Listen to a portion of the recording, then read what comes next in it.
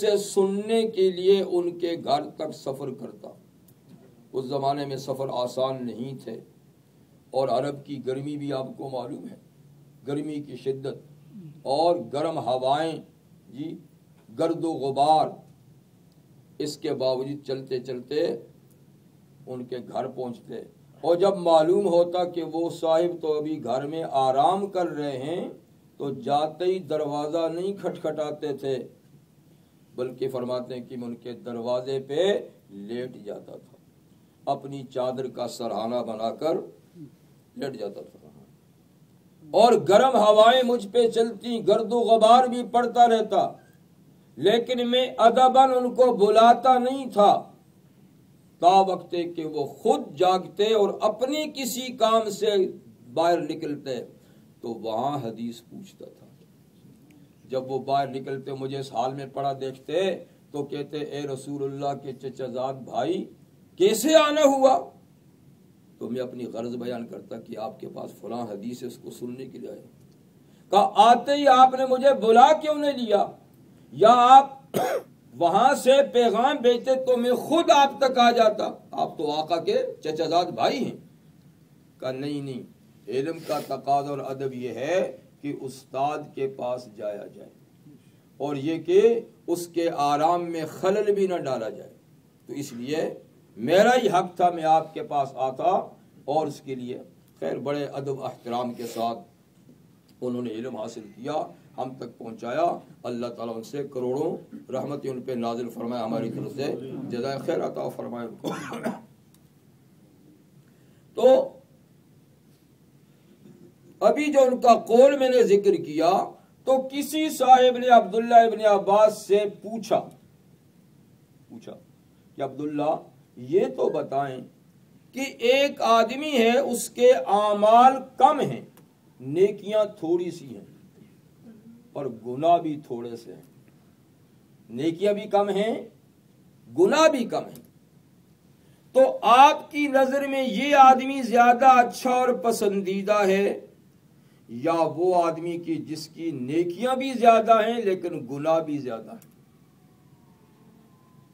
تو آپ اس میں فرق کریں کہ کون سا آپ کی نظر میں اچھا ہے۔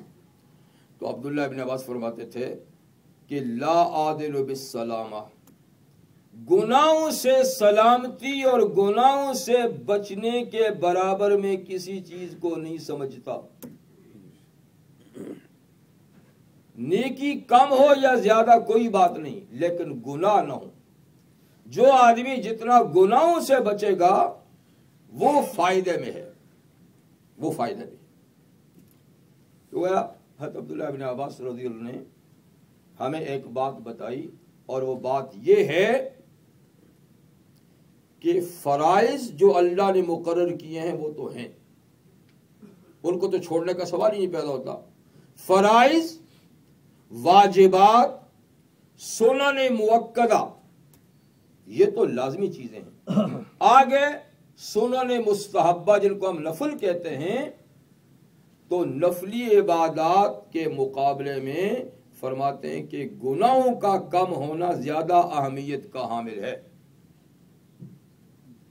گناہوں کا کم ہونا زیادہ اہمیت کا حامل ہے، بجائے اس کے کہ آدمی ڈھیروں سارے نفل کام کرے۔ تو آج صورتحال ہماری ایسی ہے کہ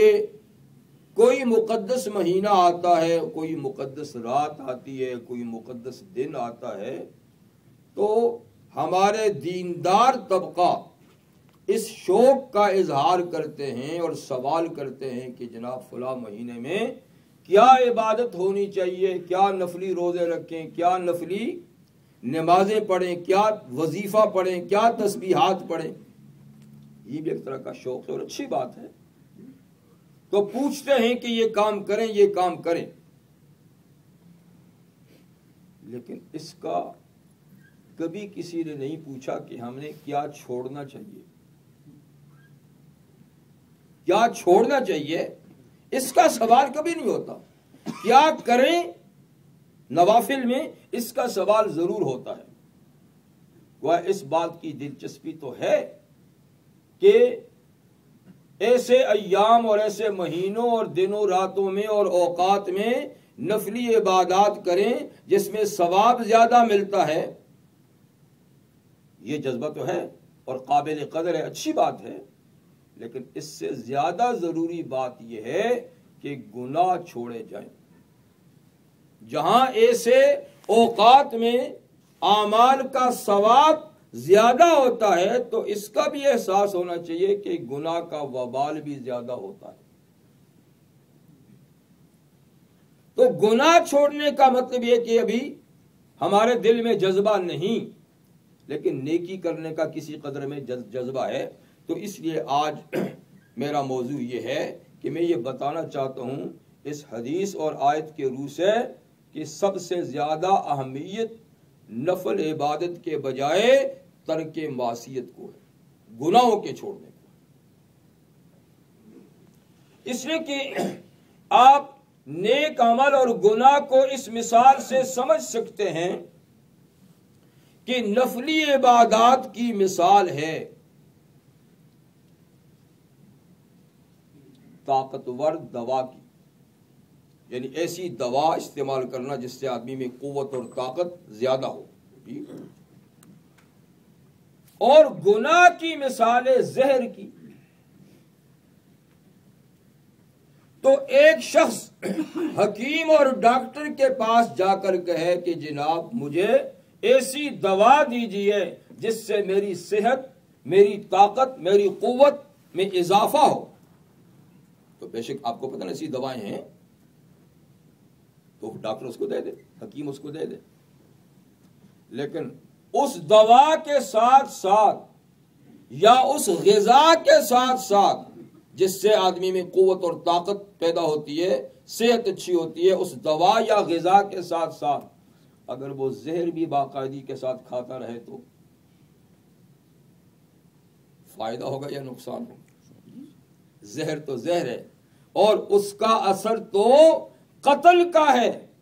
زہر تو زندگی ختم کر دے گی، چاہے کس کی صحت بحال ہو۔ تو بس یوں ہی سمجھیے کہ نفلی عبادات یہ طاقت اور قوت پیدا کرنے کا ذریعہ ہے دین کے معاملے میں، لیکن اس کے مقابلے میں اگر گناہ بھی ساتھ ساتھ جاری رہے تو وہ زہر ہے، وہ زہر قاتل ہے۔ تو پہلے چاہیے کہ پرہیز کیا جائے، اگر پرہیز کریں تو دوا نہ بھی کھائیں تب بھی صحت ٹھیک رہے گی،